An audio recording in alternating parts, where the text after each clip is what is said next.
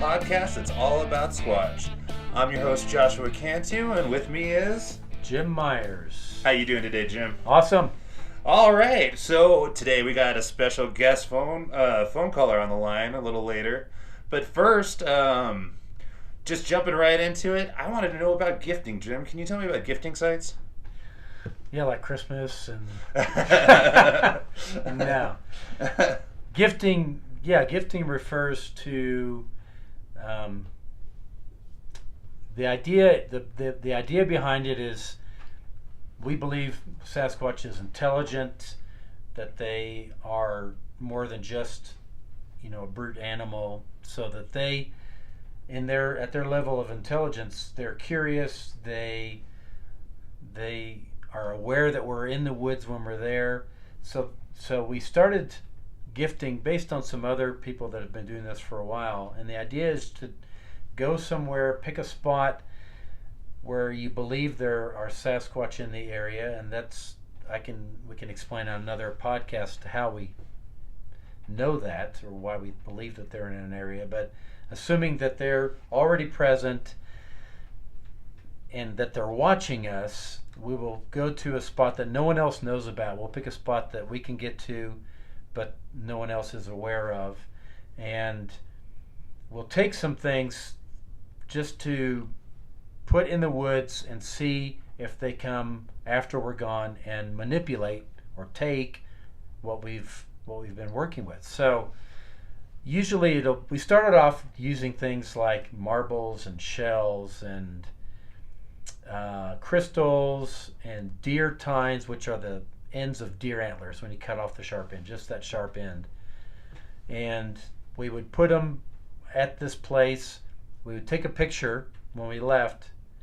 When we came back, either those objects had been manipulated, obviously manipulated, meaning rearranged, or some things had been taken, other things left, some things had been taken and put off the rock where we had them onto the ground.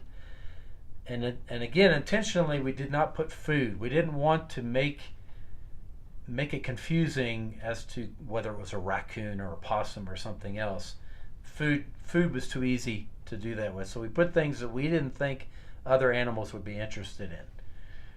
So almost every time we would put things out, when we would come back, they had been altered, rearranged. Sometimes the changes were so subtle that it was only later, as we compared a photograph of the way we left it and a photograph of how we found it when we went back, that we could say, that's weird. Every object in here was rotated 90 degrees.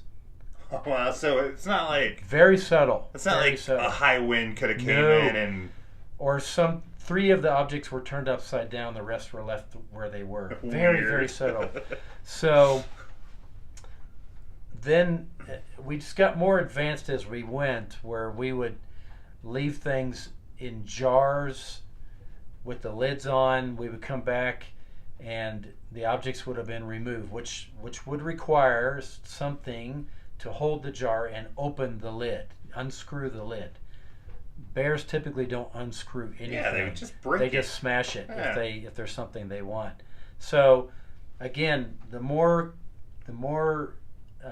aggressive we became in terms of what we were asking of this being, every time they would have no trouble figuring out what we'd left. The interesting part is we would put, in addition to little coins and interesting objects, we started taking wooden and plastic animals like little carvings, or even Playmobil animals. All right, and Playmobil animals, usually from your days when you were a kid, like the head and neck articulate. You can move the head and neck up and down, but the rest of the body is stable. And so we would put little horses. Almost every time those horses would be gone, and we never saw them again. And again, what animal is interested in a plastic or a wooden horse? Cows, often they would leave. Dogs, if we took a wooden dog or a plastic dog, they would be on the ground off the rock. for some reason. The horses, that never happened, but the dogs always off the rock on the ground. That's funny. We've been talking about this in previous episodes. Bigfoot does not seem Does to not like seem dogs. to like dogs, even plastic dogs. So the interesting thing is, one time we found something that we did not put there. So we found a blue jay feather that was stuck in a plastic cow in the articulation of the neck. So it wasn't like it just fell there from a bird flying over. It was upright, stuck down inside the place where the neck and the body articulate, so that it stuck straight up in the air from that spot. that's and weird. It was just stuck there when we got there. And we thought, wow, okay, we didn't put this feather was not part of what we left. And not only is there a feather, but it's been very intentionally put in a way that we would notice it. So that's the only re-gift that I remember of something being left for us that we did not put there. So we've been doing this now for a couple of years and have had a lot of interaction. We've had over 90 objects taken and removed, and we never saw them again. Wow. So this gifting, is this unique to Colorado, or did this come from somewhere else? It came from other people doing something similar. Gifting or habituation, meaning habituate or make the animals. Habituation has been done with chimpanzees, with gorillas, where researchers would go in regularly so that the chimps or the gorillas would become habituated to them being there. And the idea would be, over time, they would become so used to those humans that they would behave in their normal way, not behave like they're being watched, just behave in their normal way, because the humans are kind of part of the scenery now. So the idea is, with the gifting, the same idea is go in regularly so that they know who we are and put things out now and see how they interact with it. And sometimes we would go back the next day. So during that night, things would have been changed, manipulated, taken. And the interesting part is what they choose to take. John used to carry a walking stick. He still carries a walking stick, but he had a different stick that the end of it snapped off one time. He got it, I believe, caught in a rock, and as he was walking, and it broke off maybe about 4 or 5 inches of the end of the walking stick. Now, he always carried the same walking stick. So one day he decided that he was going to leave a number of new objects, and he put that broken piece of walking stick. Everything else was left, but that piece of walking stick was gone. And again, it's wood. Why would another animal be interested in that particular piece when they left everything else exactly as it was, but took the piece of walking stick? That is odd. And this is the John that we'll be speaking to later? This is the John we'll be speaking to today, later on. All right. So we spoke to in a previous episode. They were mentioning they use a gifting site, but they used food, and they were trying to right. So it is a pretty common practice. It's fairly common among researchers, where you have a location that you can get to repeatedly, easily. So it's not something you would do at a place that you go once a year. This is something you do where you can go back every few days or weeks, so that you know when something has been changed. Okay. So yeah. So that's really interesting. You guys take photos. You keep it all always legit. But yeah. Is there ever a question in your mind that it just could be a person messing with you? Yeah, there has been, and the way we've resolved that pretty much is we're always as sure as we can be that no one's watching, that no one has followed us in, no one has seen where we go. If there's any people around, we don't go up to our site.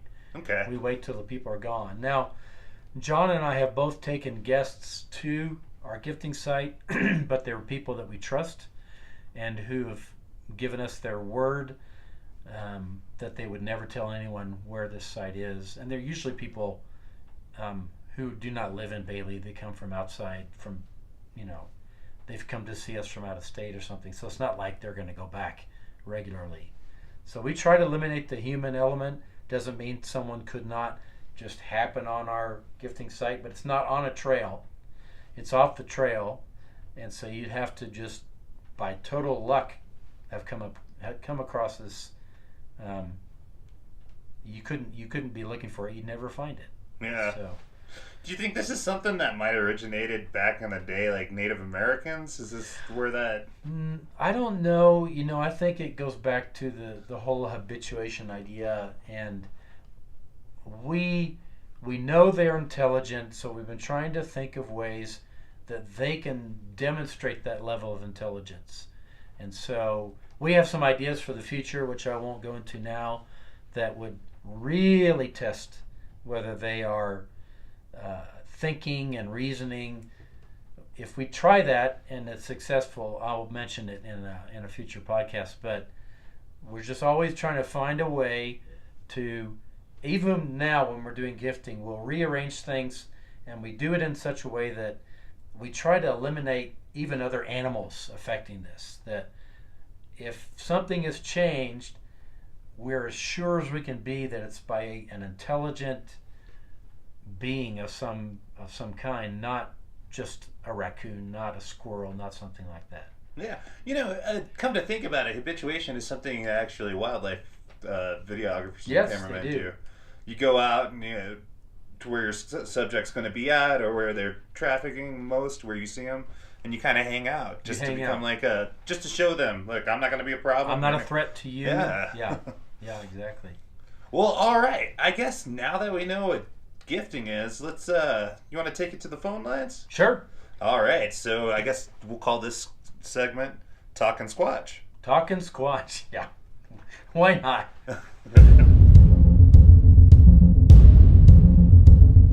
Your call will be answered in the order it was received. Hey, John, this is Jim Myers and Josh Cantu here with You Don't Know Squatch. How's it going? Going well. Hi, guys. Hey, we appreciate you being willing to give us some time and do an interview with us. Good. Are you going to ask me questions? Yeah, we've got a couple questions Good. we'd like to ask. Perfect. First of all, you know, I think people are always wondering, how does somebody get into this? What in the world got you interested in Bigfoot? I'm a geologist. I have a PhD in geology, master's and PhD. So I'm a scientist, and was interested in various things, among them Sasquatch or Bigfoot. And I started reading reports, and there are literally thousands of them, actually tens of thousands. And I was impressed with the consistency of them. Normally when things are made up out of thin air or hocus pocus, there are inconsistencies. You know, this monster looks like something, and another monster looks different, and the third monster is totally different. Amazing consistency in terms of physical description and observations regarding behavior. So I started looking to it more, and in spring of 2016, I accompanied Jim Myers on a Sasquatch outing in the middle of the night and started leaving gifts at Sasquatch Outpost gifting site. And a few days later, I realized that the gifts had been rearranged, and that happened over the next couple of weeks. And I decided that there were too many people that knew about that site. It was too close to the trail. So on July 19th, 2016, I decided to move to my own gifting site that only I would know of, and it would be far off trail and a really difficult place to get to. And so I did that and left a number of gifts, and there is no primer on gifting Sasquatch, so I was reading buttons and shark's teeth and quartz crystals and coins, and I left 4 deer tines, which I visited 2 days later, and the deer tines were taken.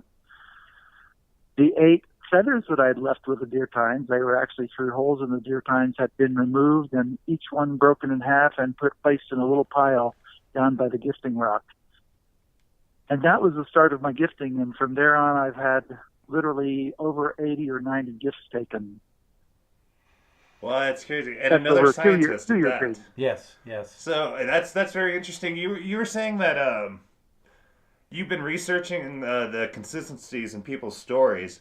When do those stories start for you? I mean, like the 70s. I mean, since the Willow Creek footage, or even Oh before no, they that. go back into the 1800s. You know, they go back into early gold prospectors in California Oh wow! So in the mid to late 1800s.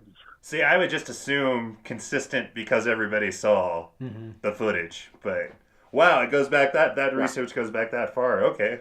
Oh yeah, way And of course predates the footage. they weren't called Bigfoot then. You know, Right. they were called a big hairy beast Or a wild or man. a big human-like hairy beast or a hairy monster. Yeah. 6.5, 7, 8 feet tall, amazingly bulky and move fast and furtive. Yeah, that's the crazy part. Like you said, even going that far back, what people were saying back then is the same things that people are saying now. So what they observe has not changed in all those years. Right. That is weird. That's okay. Yeah. Josh is our resident skeptic, so he's fascinated by these interviews to hear that there's so it could be real. That's what we're finding out. So on your gifting sites, do you often do you put any surveillance equipment? I never have, and again, I've done a fair bit of study, and I think that any kind of game camera type thing is Sasquatch repellent. There have been too many people that have been trying to habituate Sasquatch, and then the day they put up a game camera is the last day they have any gifting activity.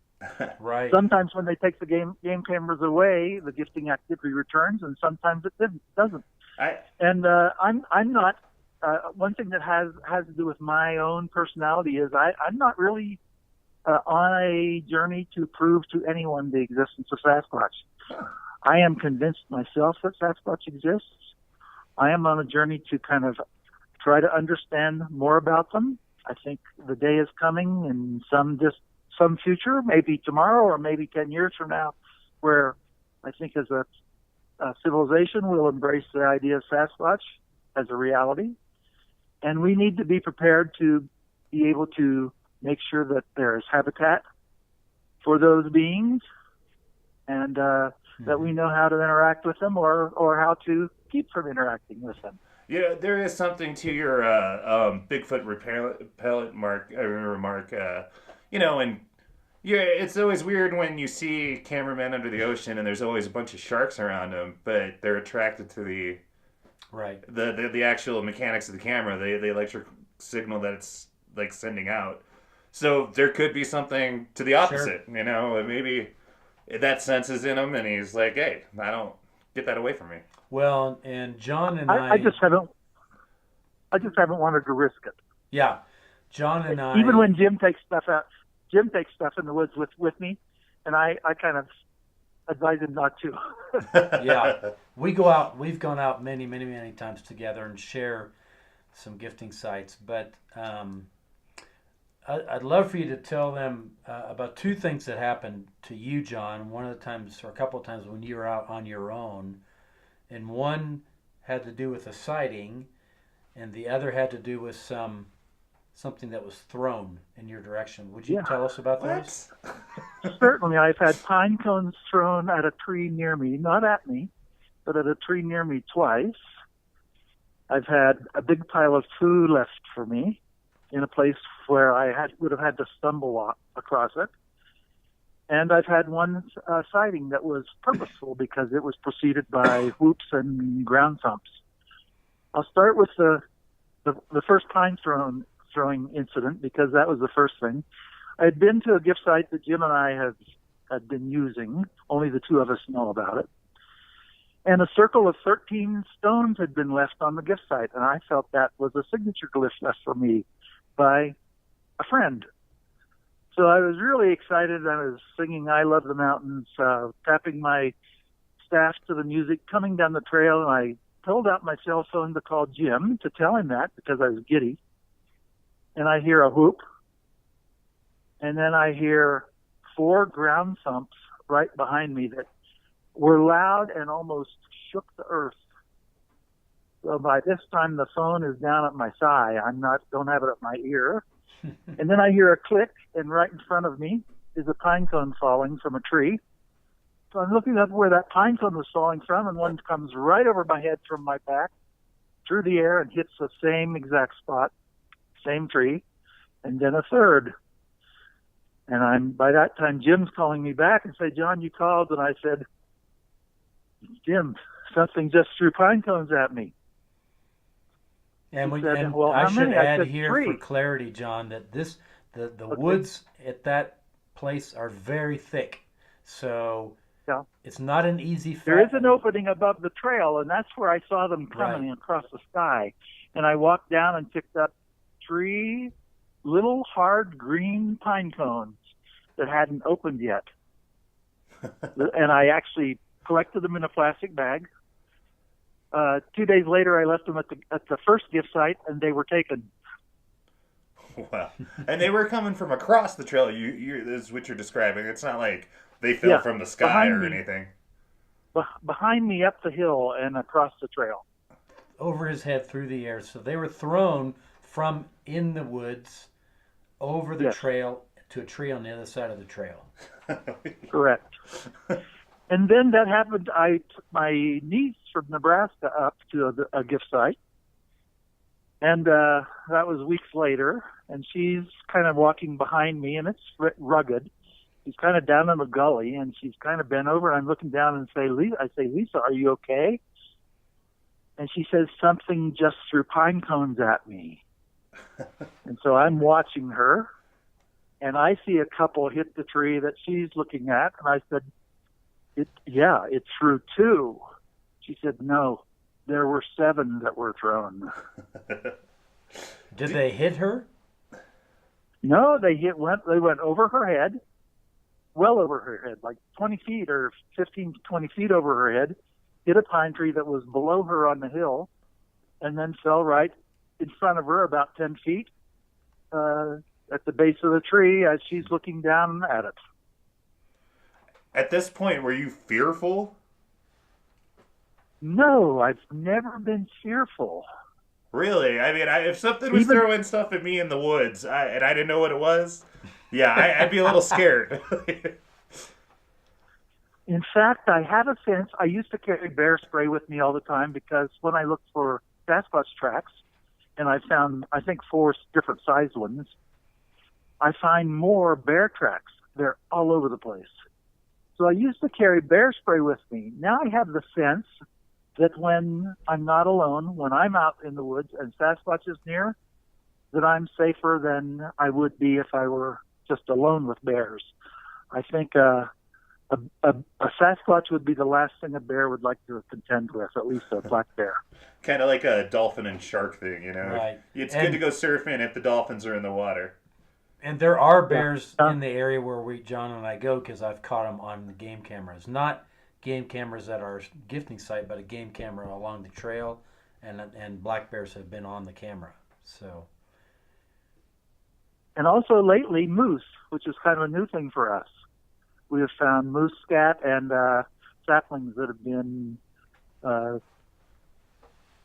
freed of their trees by moose eating them by just starting at the ground and lifting their teeth across them clear toward the sky. So tell us about your sighting and when that happened. Okay. Jim and I have 2 gift sites now, and they're the 2 gift sites we've been talking about. They're separated by, half mile, maybe not even quite that much. It's really rugged, heavily forested topography to get between the 2 directly. So normally we go downhill to a trail and up a trail and then up another trail. But this particular time I was alone, I decided to go cross country between the 2 because we don't normally do that, and sometimes we find tree structures and interesting things. So I was just about exactly halfway between the 2, and I hear a bark. I'm going to bark. It wasn't loud, but it was sharp. I'll bark just like I heard it. Oh! And I'm looking around saying, "There's a dog up here with me." I'm looking up into the woods and down into the woods. Don't see anything. So I continue on. I intersect the trail, and I start hiking up the trail toward our second gift site. And I hiked about, I've measured it later with Jim, 60 yards. And I hear that same bark, and I look back down the trail where I had just been, and there's what looked like about a 6.5-foot black burned tree stump, pretty shapeless, right in the middle of the trail. I'm thinking, what the heck is that? And then it turns and just glides into the bushes. I said, my goodness, that was a hiker with a black backpack and a black parka on. And that's what he told me when he first called. I saw a hiker near our gifting site. Yeah, and it was 80 degrees. Yeah, 80 degrees, and whoever it was hid from him. That was my first reaction. So I yelled, hello. No response. So I went up the woods about another 20 yards, went over into the bushes about 15 or 20 yards, and sat there quietly waiting, and nothing happened. And then, later I told Jim that again. I think I may have called you that day, Jim. You did. And I've decided that that was probably Sasquatch. And actually, Jim and I have been back and kind of recreated that. I've stood where I was and taken pictures, and I've had Jim run in the bushes. He can't run fast enough to match the way that thing glided. What's more, when he gets in the bushes, I can see him, and I can see his glasses, and I can see his backpack, and I can see his hat. With that thing, the only details I saw were when it turned, it had kind of gray at the top and gray on the shoulders. It looked like it was wearing a Civil War vintage cap, kind of a peak with a funny short bill. And I'm thinking now maybe that was a brow ridge and a peak. Wow, and when you guys were out there, did you guys come across any tracks or anything? The ground's really hard there. Oh, yeah, what's they call that? Pike's Peak granite up here? I've seen 4 different size tracks and photographed all 4. And I've seen one track on that trail, and it's the biggest, 15 and 7/8 inches long. But that day you didn't see any specifically where you saw that Sasquatch. No, it was up the trail, Jim, about I'd say 300 yards. Yeah. Oh wow, but still pretty close. I mean, pretty close. Yeah, I've seen others close, a 13-incher, a 9-incher, and about a 6-incher, and they're really wide. There was a anthropologist named Fehrenbach who used to study kind of the metrics of Sasquatch measurements. And while they have big feet, they have big feet. They have a very high width ratio. In other words, their width to length is a bigger fraction than our width to length. Even though they're really long, they're also proportionally wider. Okay, so that's how you know that it's not somebody walking out barefoot for some reason out in the mountains. Even if it was a human-sized print, it looks different. It's wider. It's wider. Okay. Yes, and then of course we would like to see toes. Yeah. Because it's for somebody with a 15 and 7/8 inch foot walking barefoot, it's unlikely in that kind of environment. Yeah. It'd have to be Kareem Abdul-Jabbar walking barefoot, for no reason out in the Colorado Rockies. Yeah. Yeah, at 10,000 feet. Yeah, I mean it's been fascinating to have this research journey together with John. John's the only one I consistently go out with to do this research, and we found some fascinating things. But the experiences he's had typically have been when I was not with him, either when he was alone or the one time with his niece. So yes, and I think they trust individuals more than groups. Mm-hmm. I think they trust women more than men, and I think they trust children more than women. I agree. So, and I always say, be persistent, be consistent. I was going up about every third day the summer of 2016. I tried to wear the same things. I tried to sing the same songs as I hiked. Oh, that's I interesting. tried to Maybe it approach on the was. same path. I wanted to be predictable. That's interesting. Maybe visually he would recognize you if you wore the same thing. Well, and we always, when we get to our sites, we always have a little ritual of doing the same things so that even if they were not there but heard us, they would say, I mean, this is what we imagine. They would say to themselves, Yeah. "Oh, those are the guys that we know." Something like that. And many times I think if somebody saw me, they would think I'm just talking to the air because I'm Right. saying, thank you for allowing us to be on your front door in these beautiful woods. These forests are yours. We know that you guard and take care of them. And we know that we hairless ones tend not to do that so much. So we're happy that you allow us to be here. We say 3 namastes to the 3 uphill directions. And namaste is a Sanskrit term that essentially says, I recognize the godliness in you. Or the spirit in me recognizes the spirit in you, something to that effect. Exactly right. Yeah. It's been around for many centuries. It's widely used in Asiatic cultures. And it essentially says, I'm here in peace, and I recognize that you're on this earth in a peaceful way also. Well, I didn't realize there's a spiritual side to this. Oh, well, there is. And, yeah. And we've spoken about gifting, so this interview really follows in well with what we've said earlier in this particular episode of podcast. But John and I have tried lots of different things, and they've taken things, they've rearranged things. Tell them about the time we decided we were going to try and get fingerprints on a jar. John, what happened? Yeah, this is interesting because for a long time I was leaving deer tines. Well, they always take deer tines. And tell them what a deer tine is for those who don't know. They're the sharp tips of deer antlers, 3/4 of an inch to 2 inches long. They just cut off the ends of the deer antler. The people that sell deer antlers for dog chews don't want them because they think they're too sharp for dogs' mouths. So I get them really cheap, and it turns out I think Sasquatch really like them. Maybe they're jawbreakers or something, or maybe they can get nutrients out of them. But they always take deer tines. If I leave 8, they'll take 5 and leave 3. If I leave 4, they'll take 3 and leave 1, which is again really interesting. Now I was putting them under rocks, heavy rocks, so that the squirrels, other things eat deer antlers too, like possums and raccoons, porcupines, I think. Porcupines, yeah, because they do have nutrients. So I was putting them under heavy rocks, and I would come back, and the rock would be there. The deer tines would have been removed, the rock replaced.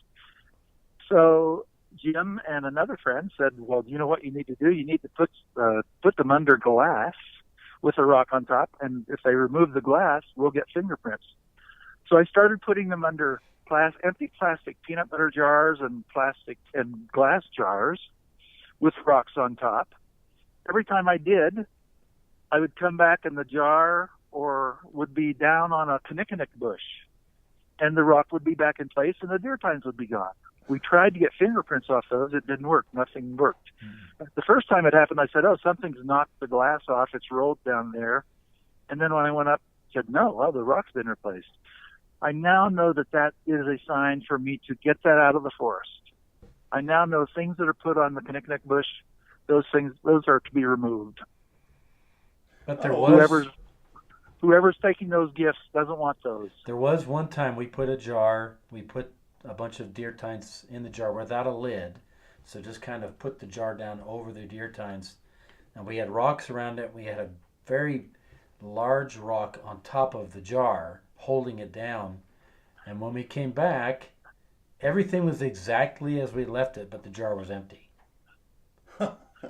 Yes, and remember, Jim, this year we've put out twice. We've put out a plastic bottle with deer tines and other things in them with a cap on, and deer tines have been removed. And actually, this is some things you don't maybe not know, Jim, because they've been removing the deer tines from those plastic bottles, And leaving the other objects in the bottle?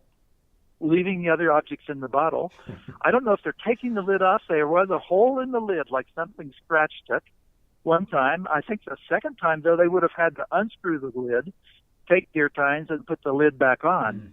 They've never taken all of the deer tines. But they have taken the whole jar. Well, they've taken the jar and put it off the gift site. I mean, off the gift rock, about 10 feet away. So that's interesting. Bigfoot's not greedy. No, but the last time perhaps that you and I went out, we put the jar, and the jar was gone entirely. I couldn't find it anywhere. Okay. See, you've done that since I've been out there. Yeah, and I haven't seen the jar since. So they took the whole Wow. jar. Well, that had a lot of other little gifts in it. did. Little beads and washers and just, who knows?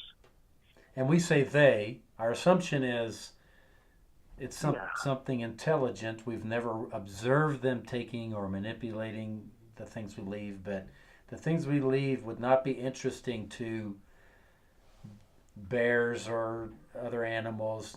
And plus, it's not always that they take it. It seems that every time we go, something has been rearranged very subtly, rotated, Yes. or rearranged, or In fact, we were taking photographs early on because the changes were so subtle that we probably wouldn't have recognized them. right. And I surmised from that it was things were being picked up and examined, and the attempt was to place them right back exactly where they were, but it was never quite right. Things would be turned over, rotated, Yeah. shifted slightly in position. That's, And we wouldn't even have known that had we not been Had we taking not pictures taken and comparing the photos. photos. that's very detective of you guys. Yeah, we're very detective-y, yes. No, I mean, I just have to ask, why not assume it's people? Oh, okay. What do you think, John? That's obviously the hypothesis, about the only other hypothesis that would work. I live in a fairly remote part of Jefferson County. Somebody would have to be parked on my doorstep and following me every other day up to 40 miles up near Bailey, and then driving back up into the woods and unbeknownst to me and hiding and seeing where I go and seeing what I took. And they would have to have done that something like 60 times the summer of 2016 in about 4 months. I mean, there's no way that somebody can even park outside my house without me or my neighbors knowing it one time. Oh, okay. And we always make sure, to our knowledge, no one is anywhere near when we go to our gifting sites, so that they remain secret. Well, that's good. And Okay, so there's some elements in it that keep it from audibly going to humans. I mean, Correct. you guys are off far enough from the trail, that kind of thing? Yeah, Okay. And it's hard to get to. it is. It's not an easy hike. It's not a long hike, but it's not an easy hike. Well, no, I mean, everything around here. I mean, we're in the woods and the mountains right now. I mean, the backyard's uphill. Exactly. Yeah. This is really steep uphill and rugged. But one of the things I appreciate about doing this with John is that he is a scientist in his own right, and so it's not just two knuckleheads going on the woods. And John's had a lot of experience, particularly in geology, but he's obviously a smart man to have a doctorate and a master's. So That's our second guest, and it's also Yes. scientist. This has all been very science based, which I dig. Sure. Yeah. So, well, I don't think I had another question to ask you, but really appreciate you taking the time. I know you were busy today. You had other things going on, so thanks for setting a little time aside to chat with us, John. I really appreciate it. Yeah, and thank you for letting me ask questions. I just delivered my 27th trailer load of slash as fire mitigation as part of Jefferson County 27 fire loads. mitigation. Wow. They got a pile 27 out front loads. that Yeah, needs to we cut over 175 trees. I'm done for the summer. Wow. go. Wow. I'd say you're done. I would be done in more ways than one. But Hey, good to talk to you guys. you too, John. Hey, thank you very much, John. It was good talking to you. Good. Talk to you later, Jim. Bye-bye. All right, guys, thanks for joining us on this episode. We hope you listen to us again. And as always, to help us out, it would be very much appreciated if you can go over to iTunes, Google, wherever you heard us, and give us a 5-star rating. Absolutely. We look forward to hearing you on the next episode of You Don't Know Squat.